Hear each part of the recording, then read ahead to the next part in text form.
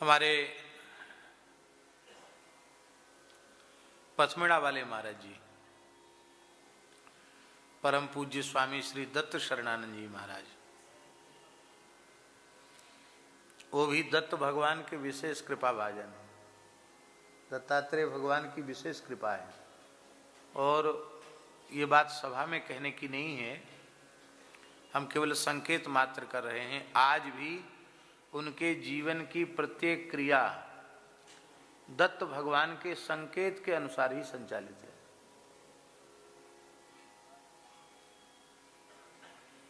अभी चातुर्मास में अकस्मात मौन हो गए,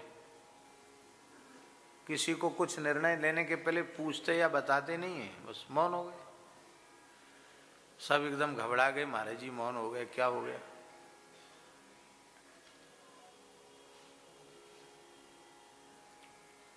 हमने पूछा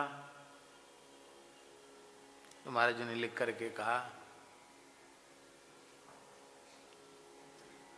कि कल सायंकाल को संध्योपासन में बैठे थे,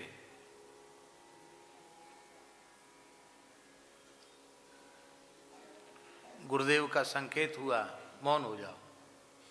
मौन हो गए। हमने कहा महाराज जी कब तक? अगले आदेश तक। लिखकर कहा अगले आदेश तक। तो मतलब फिर दत्त भगवान फिर आदेश देंगे कि अब खोलो तो खोलो, नहीं तो कोई जरूरत नहीं। आज ठाकुर जी इतनी बड़ी संस्था,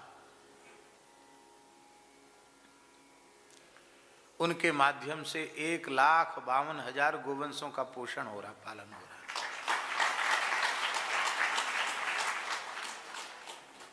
और मध्य प्रदेश आगार के निकट सलरिया में तो अद्भुत गो सेवा का प्रकल्प उनका चल रहा है। पूरे देश में गो सेवा के क्षेत्र में उन्होंने एक अद्भुत क्रांति जगाई है। और स्वयं ठाकुर जी द्रव्य का स्पर्श नहीं करते, कंचन कामनी का स्पर्श नहीं करते, किसी से चरण स्पर्श नहीं कराते, किसी के व्यापारिक प्रतिष्ठान में नहीं जाते, किसी के घर नहीं जाते, फोटो नहीं खिंचाते, शिष्य नहीं बनाते, पैसा छूने का तो काम ही नहीं।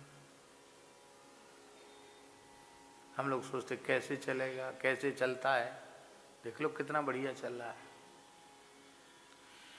और अब तो इस बार की दत्त भगवान की जयंती के अवसर पर पूज्य श्री पथमेड़ा महाराज जी ने अपना जो भार है वह भी भगवान दत्त के संकेत से श्री राधा कृष्ण, गोवत्स राधा कृष्ण जी को अर्पित कर दिया। प्रधान संरक्षक का जो दायित्व है वो राधा कृष्ण जी को छड़ी दे दी। अब तुम देखो, महाराज जी यथावत रहेंगे। हम केवल इतना कहना चाहते हैं कि वो प्रत्येक क्रिया उनकी भगवान दत्त के संकेत के अनुसार संचालित है। हमको लगता दत्त भगवान ने